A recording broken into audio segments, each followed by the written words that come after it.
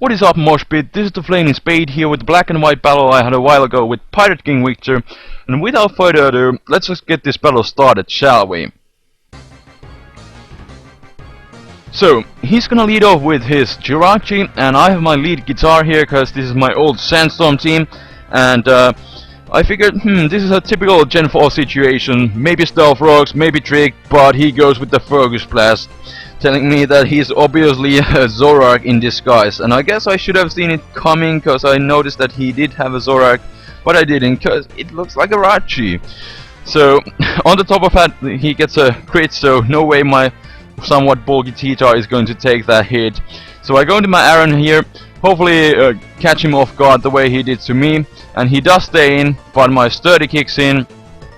And I'm gonna take that hit and go with the Endeavor, and this is gonna be one of the few times I'm going to be able to abuse this Aaron, because his team really does well in the Sandstorm. He doesn't really bother it because he has like a couple of steel types or ground types, so yeah.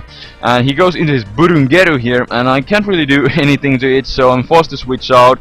And I was just thinking that maybe Boiling Water, maybe Will-O-Wisp, so I went in my Espeon, but he does go with his other stab move, being the Shadow Ball, and he gets a useless Bidoof drop. And after the Sandstorm I'm left with 69 HP, so that's always a good sign, isn't it? And I figure I just go with the Stab Psycho Shock, which deals, which is a special move that deals physical damage, and Burungeru's defense isn't really as great as his special defense, so I figure it would do a nice chunk, and it does. And he's gonna finish me off with a Shadow Ball, and I'm just gonna go into my Garchomp here on this following turn. I'm gonna play it safe and go with the safe EQ, not to over predict, and because I really didn't want to set up too early with Swords Dances or anything. And he goes into his Rotom, which is going to absorb the hit with Levitate. And I'm gonna switch out here because I can't really do anything, and also I'm fearing the Will-O-Wisp. So I go into my Gligar here, maybe hope for the Sand Whale to kick in, but it doesn't, because Will-O-Wisp has a shaky accuracy to begin with. But I don't really care about the burn too much, I can live with that.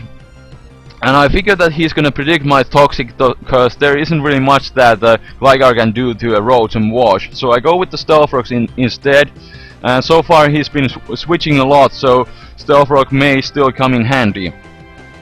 And I'm just gonna stay in again, go with the EQ, see what kind of Rachi this is. And he apparently has leftovers, so he's apparently somewhat bulky at least.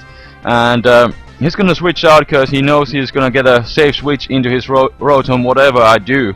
And I'm just gonna go with the Roost since I'm running low on health, so I'm gonna get back to green health. And since he goes into his Rotom, I think that he thinks that I don't have Toxic, but in fact I do.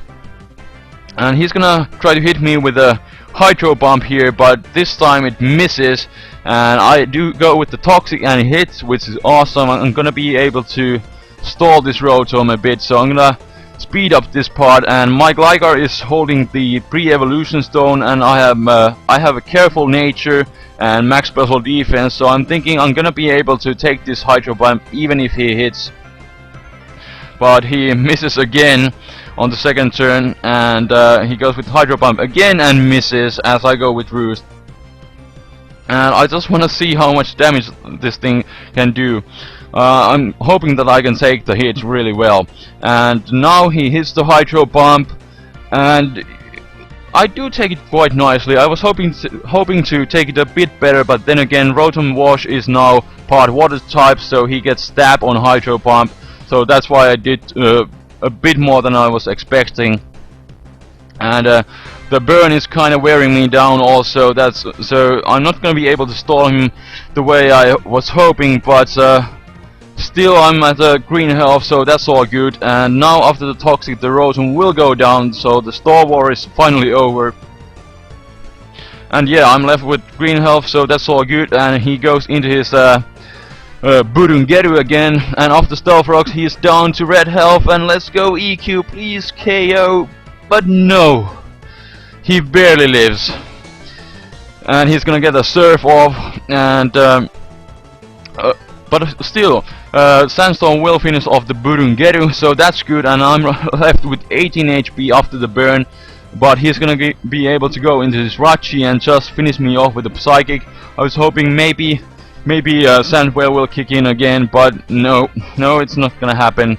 So I'm not gonna bother to save my burned Gligar anymore. And I'm gonna go with my Aaron here, cause I figure all he has left is Jirachi, Metagross, and Garchomp. All of them are immune to Sandstorm, so I might as well use my Aaron now, do some damage on this Jirachi here, cause it seems to be somewhat bulky. So I wanna guarantee that my Garchomp will be able to one-hit KO this thing. And also I don't want to be left in a situation where I'm alone with my Aaron and I can KO his final Pokemon because it's immune to Sandstorm. So I'm gonna hit him with Endeavor to 1 health, and he's gonna go with the Hidden Power, which kinda makes me wonder what kind of Rachi this is, because I saw the lefty, but it's apparently not so supportive set. It does have a... I'm guessing he has Hidden Power Fire for other steel types. So anyways, here I go into my Garchomp, and I'm just gonna finish him off with EQ. And now he's gonna go into his own Garchomp, and I was fearing that he is Scarfed.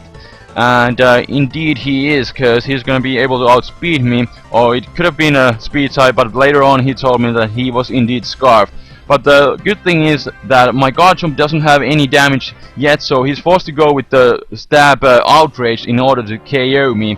But this leaves me in a situation where I can go into my Broken Mole, my Doriyuzu, and usually I use this poke as a Revenge Killer and Rapid Spinner, but in a situation like this I can use it to do some late game sweeping, and Outrage does almost half, so that was really good.